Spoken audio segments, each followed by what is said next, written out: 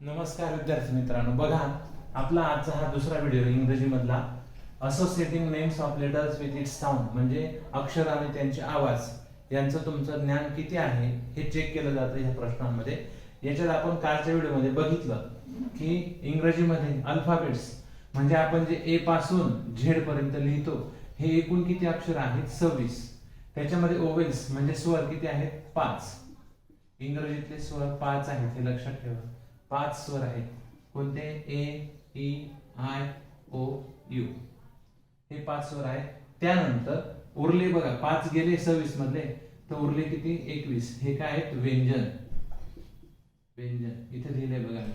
व्यंजनलाच इंग्रजीमध्ये कॉन्सोनंट म्हणतात आणि स्वरांना ओवल्स असं म्हणतात. ठीक आहे.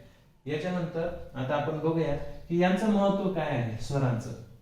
कारण की इंग्रजी मधले बघा तुम्हाला सांगतो जेवढेही शब्द आहेत एखादा अपवाद असेल जेवढेही शब्द आहेत स्पेलिंग आहेत त्या प्रत्येक स्पेलिंगामध्ये यांच्यापैकी एखादं अक्षर तरी असतंच. म्हणून यांना इंग्रजीमध्ये फार महत्व आहे स्वरांना. कारण स्वरांशिवाय वर्ण बनत नाही. मराठी व्याकरण मध्ये आपण बघितलंय.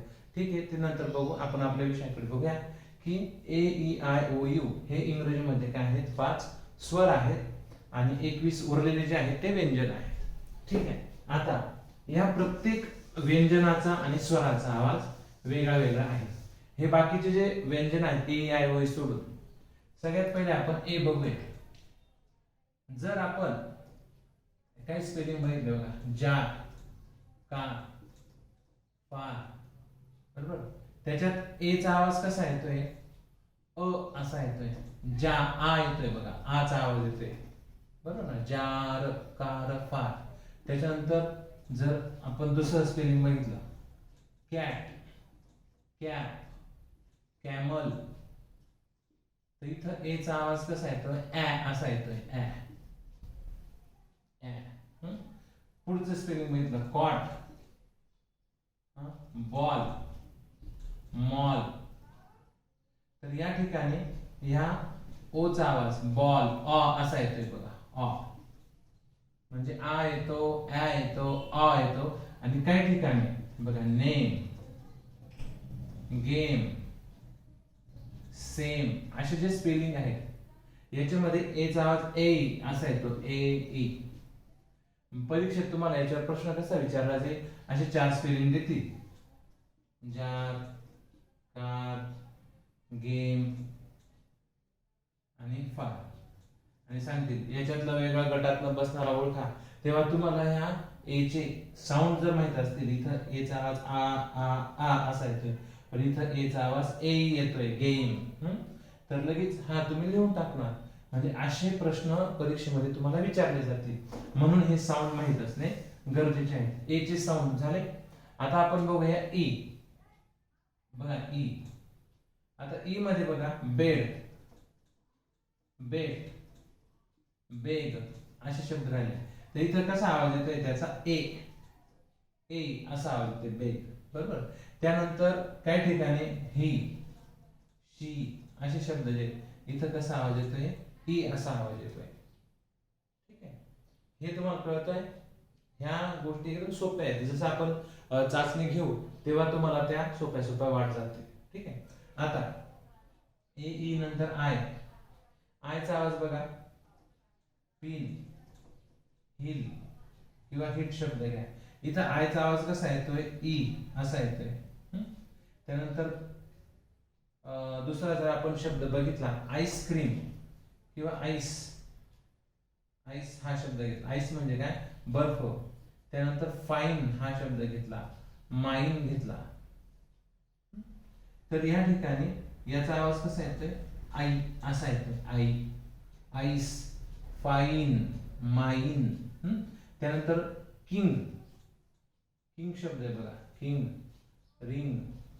याच्यामध्ये याचा आवाज दुसरा ह्रस्व इथं हा ई हा ई असे आवाज येतात. थोडक्यात ह्या ई ई जरी लक्षात ठेवला तर इंग्रजीमध्ये तुम्हाला काही चौथीला एवढं डीप मध्ये विचारणार नाही की ह्रस्व आणि दीर्घ ई वगैरे असं काही. फक्त ई लक्षात ठेवा.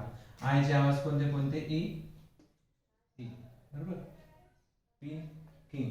आता पुढे अजून इथं आयचा आवाज बघा गर्ल आणि बर्ड हे शब्द घेतले बघा. Girl, GIRL, girl.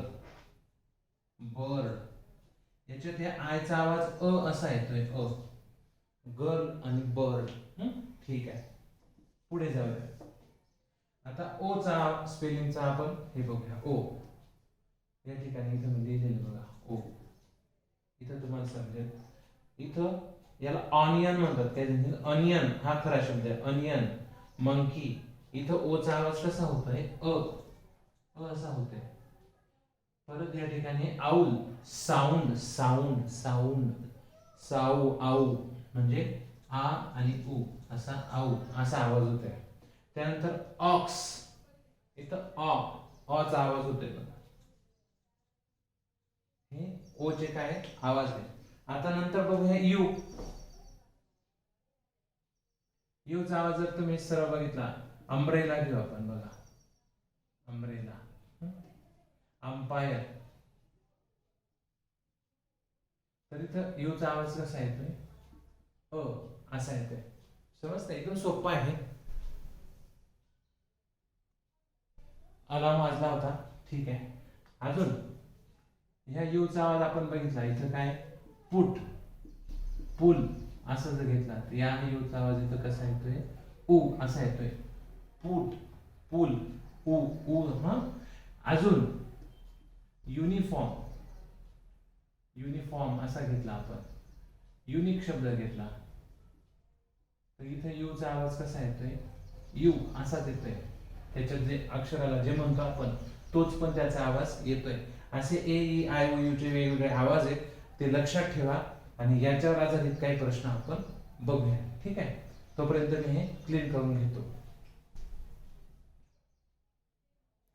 बघा या ठिकाणी काही प्रश्न मी लिहिलेले आहेत.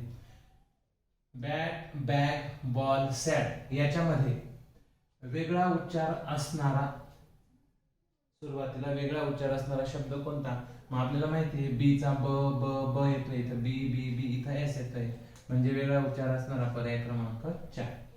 त्यानंतर इथं बघा सगळे सी नेच सुरू होत आहे, सायकल, कुक, कार, कॅट. पण इथं काय विचारलंय, सी चा वेगळा आवाज असलेला शब्द, तो गटात नाही बसत. मग इथं सी चा क क क आवाज येतो, इथं सी चा सायकल मध्ये स असा आवाज येतो, म्हणून हे गटात न बसणार स्पेलिंग आहे. परत इथं शब्द दिलेत बघा, हॉर्न, बॅट, किल, टॉक. इथं काय म्हणलंय, ह ने उच्चार सुरू होतो असा शब्द इथं कोणता आहे? मग आपण शिकलेलो आहे की ह चा आवाज एच जो आहे, एच चा आवाज ह असतो. मग इथं सुरुवात एच ने याच्याने होते, त्यामुळे हे असे प्रश्न जे आता मी ग्रुपवर टाकणार आहे ते तुम्ही बघा आणि चॅनलला सबस्क्राईब करा. व्हिडिओ पूर्ण बघा, आपल्या विद्यार्थ्यांना, मुलांना व्हिडिओ पूर्ण बघू द्या. ठीक आहे, धन्यवाद.